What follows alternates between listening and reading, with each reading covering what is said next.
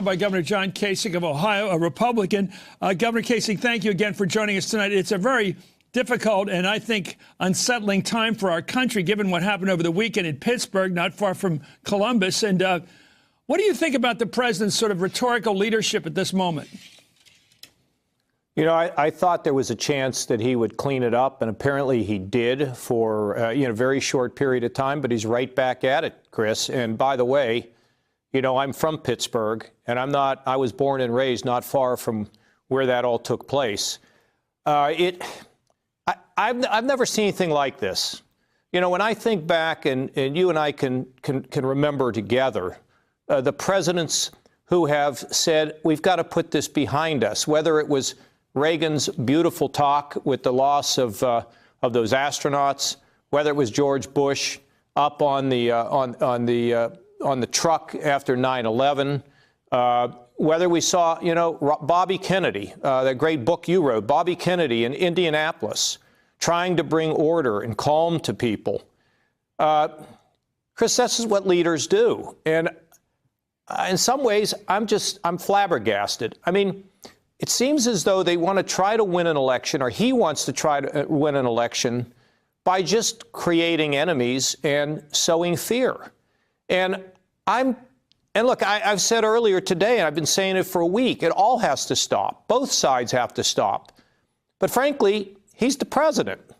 And, you know, we all grow up studying people like, you know, George Washington and Abraham Lincoln, and think about how they tried to bring our country together. And what I'm finding is, unfortunately, and I'm sad about this, our president's trying to have an electoral gain by selling fear and division. And it's not right. And to call the press, you know, I didn't really know this, that he said, you know, at 3 o'clock in the morning, the press is the enemy of the people. Really? I mean, the press is there, and I don't know any president that hasn't been upset about the press and felt that they have unfairly treated them. I mean, it's just part of it. And what else can I say, Chris? Now, you and me and all others, we just have to be calm, and we have to be cool, and we have to be good examples. The back and forth and isn't going to work, but he's got the most powerful megaphone. I'm very disappointed to hear everything I've heard tonight, and I don't know what to tell you. It's a sad day. Well, let's do it. Let's follow your lead, Governor Kasich. Let's take a look at some of the other presidents who have handled similar tragedies in the past. We will never forget them, nor the last time we saw them this morning as they prepared for their journey and waved goodbye and slipped the surly bonds of earth to touch the face of God. To all my fellow Americans beyond this hall, I say, one thing we owe those who have sacrificed is the duty to purge ourselves of the dark forces which gave rise to this evil. This is a day when all Americans from every walk of life unite in our resolve for justice and peace. America has stood down enemies before, and we will do so this time.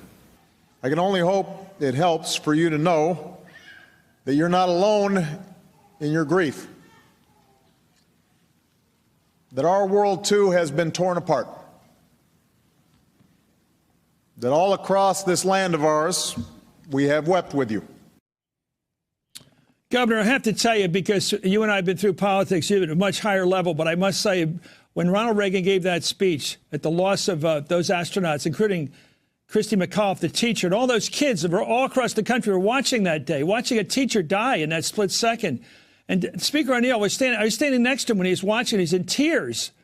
And the minute that speech was over, he sat down and wrote a note to Peggy Noonan, who helped the president prepare those remarks, those stirring remarks.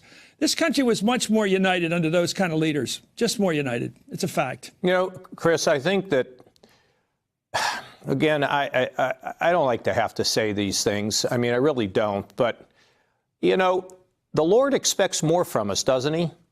I mean, when he gives us gifts and gives us opportunity and gives us a chance to make a difference, it has to be used in a positive way.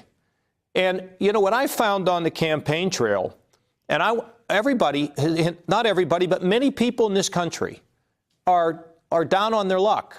They got lots of challenges. Or the kids, messing with drugs, or the kids can't get work, or they're underemployed. We know this is true.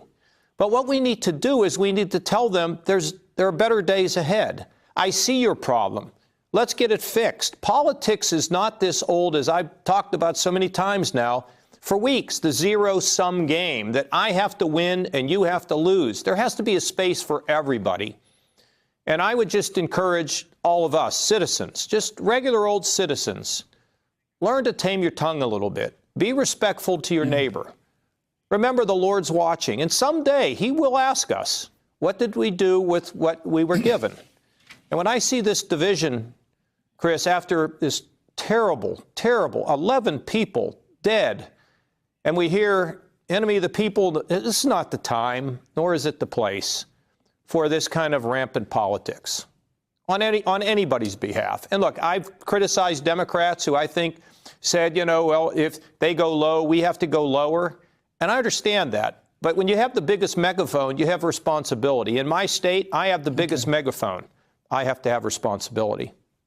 Thank you, Governor. It's great to have you on. Maybe we're all learning a lesson in the worst way. Thank you so much, Governor John Kasich of Ohio. Hey there, I'm Chris Hayes from MSNBC. Thanks for watching MSNBC on YouTube. If you want to keep up to date with the videos we're putting out, you can click subscribe just below me or click over on this list to see lots of other great videos.